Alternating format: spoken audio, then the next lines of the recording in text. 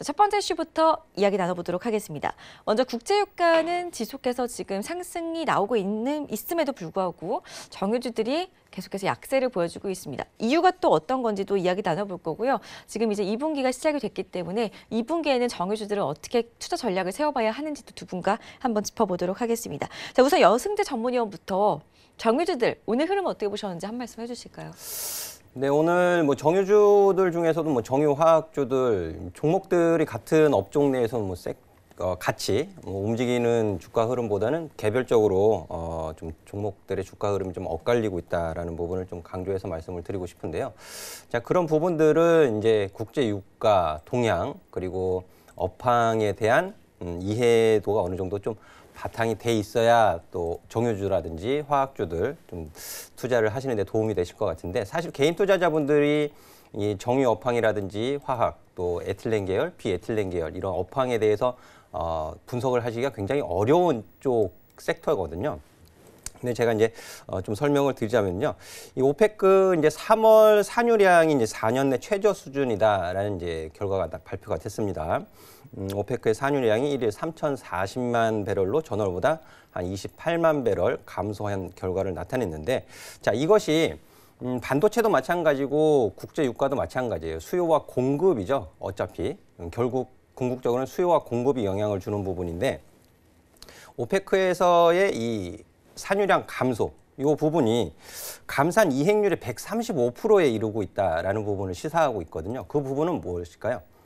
소비, 수요보다는 공급 쪽에 지금 자극을 주면서 국제 유가에 이제 영향을 주고 있는 부분이잖아요. 근데 이게 중동의 정세와 미국 뭐 다 맞물려 있기 때문에 뭐 간단하게 설명드리기는 어려운 수준이지만은 어쨌든 지금 현재로서는 베네수엘라 문제라든지 또 이란, 미국의 이란 제재, 그리고 사우디 오페크 회원국들의 감산, 이런 공급 쪽의 이슈가 국제 유가에 영향을 주고 있다라는 점만 좀 분명히 잘 기억을 해 주시면 좋을 것 같고요.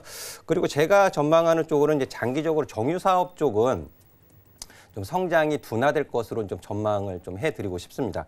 자, 미국 시장의 공급 확대라든지 글로벌 정제 설비 증설에 대한 부담, 이런 부분들이 있기 때문에 이 구조적 부진 요인이 해소되기에는 아직까지는 좀 부정적인 요인들이 좀 많이 산재돼 있다라는 측면에서 좀 설명을 드리고 싶고요.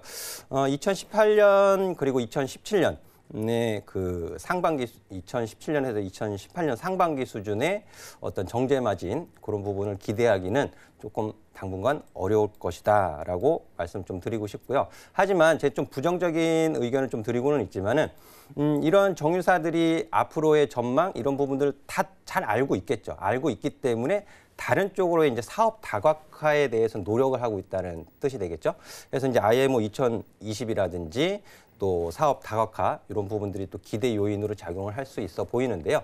그래서 이제 2분기에는 이제 4분기의 실적의 SOL 같은 경우 굉장히 좋지 않게 발표가 되었었는데, 지금 수급적으로도 외국인 기관의 동반 순 매도가 연속적으로 좀 지속이 되고 있는 상황이고요. 하지만 1분기 이후로 2분기에는 이런 기대 요인들 그리고 점차적으로 좀 바닥을 다지는 실적의 좀 개선세 이런 부분들은 좀 기대해 볼 만하다라고 말씀 좀 드리고 싶습니다. 네, 알겠습니다. 국제유가 상승 속에서도 지난 1분기 정유사들의 실적 전망은 어둡다고 하는데요. SOL 같은 경우 말씀을 해주셨지만 외국인과 기관 수급이 계속해서 빠져나가고 있는 모습을 확인을 해봤습니다. 장기적으로, 단기적으로는 지금 좀 모르겠지만 장기적으로도 계속 역시나 좀 부진할 것이다 라는 말씀을 해주셨는데, 그렇다면은 조금 눌릴 때마다 조금씩 담아가는 전략도 유효하지 않은 거겠죠? 아니요, 저는 이제 그렇게 생각을 하지 않고요. 그러니까는 뭐 아주 간략하게 설명을 드리면 롯데케미칼 같은 경우에 이제 2015년 이후 2016년에서 2018년도 초까지의 상승세, 이제 그런 호황을 기대하시기에는 무리가 있다라고 좀 정리를 해서 말씀을 드릴 수 있을 것 같아요. 네, 알겠습니다. 자, 여승재 전문위원과 함께 일단은 지금 정유주에 대한 이야기를 좀 나눠봤습니다. 박정식 전문위원께서는 정유주에 대해서 어떤 의견을 가지고 계시는지 한번 여쭤볼게요. 네, 일단은 뭐 정유 섹터 같은 경우에는 오일이 언제부터 올라왔습니까, 여러분? 2015년부터 바닥을 다지고 올라오기 시작했죠. 유가가 계속적으로 상승이 나올 때는 일단 정유 회사들이 싼 값에 원유를 사들여서 일단은 소비자가를 좀 비싸게 팔 수 있으니까 소비자가는 계속 올릴 수 있잖아요. 그죠? 국제유가가 올라가니까. 그러면서 이제 정제 마진이 이제 지속적으로 상승이 나오는데 지금 현재 국면은 어떻습니까? 유가가 한 60달러, 70달러 정도, 50달러 정도 선에서 계속 급등락을 반복하고 있는 약간 횡보 추세에 놓여져 있습니다. 그렇기 때문에 결과적으로 어떻게 됩니까? 소비자가는 크게 움직이지 않는 선에서 공급선에서 이제 문제가 생기는 거죠. 그러니까 원유를 사들이는 데서 결과적으로 정제 마진이 상당히 많이 감소할 수밖에 없습니다. 그래서 이번에 뭐 SK 이노베이션도 마찬가지고 그다음에 S-오일도 마찬가지고 4분기 실적이 특히 이제 S-오일 같은 경우에는 상당히 큰 폭의 적자가 났습니다.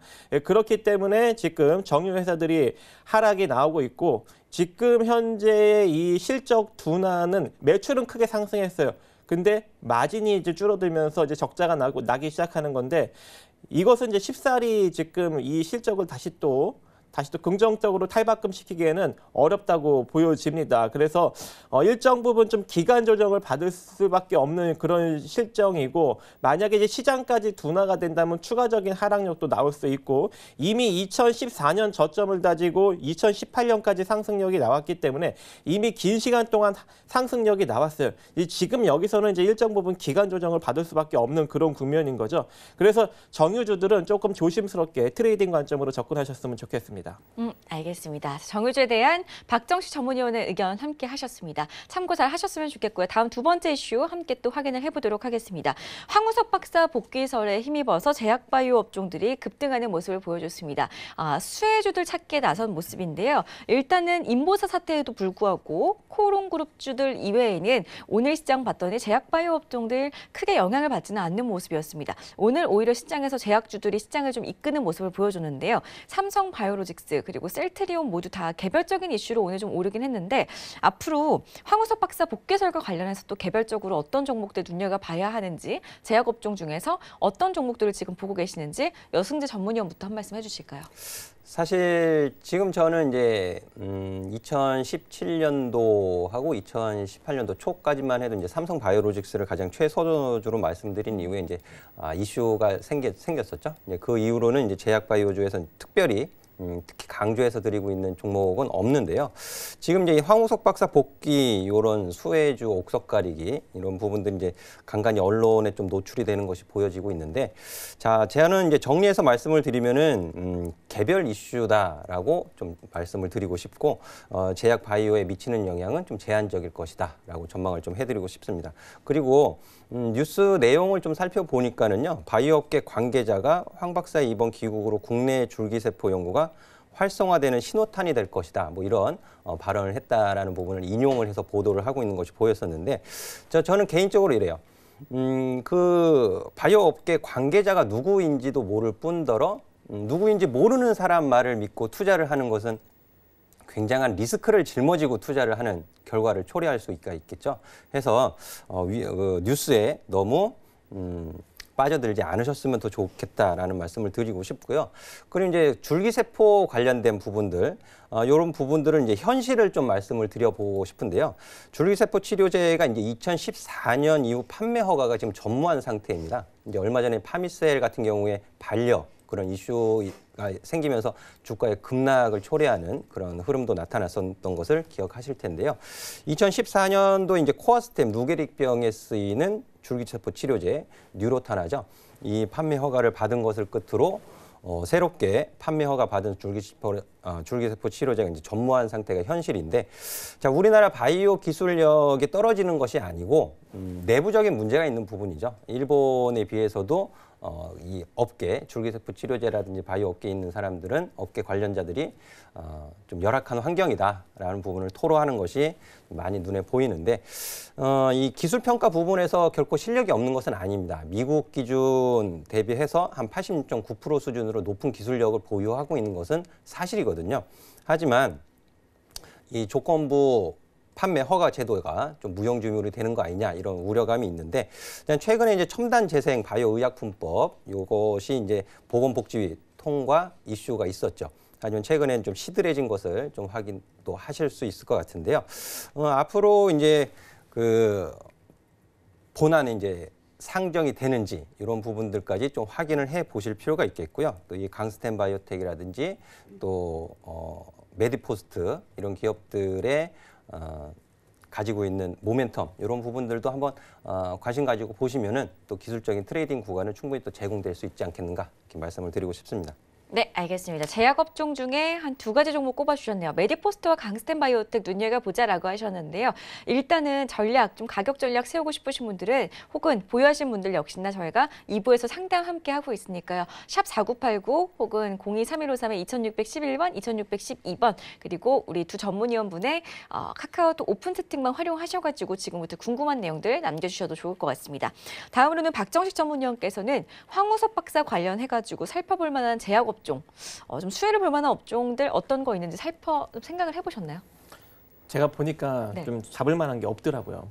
네, 그래서 그러면은 지금 그거와는 좀 반대로 제약업종들 그냥 황우석 박사 복귀와는 반대로 그냥 제약업종들만 살펴봐야 되는 건가요?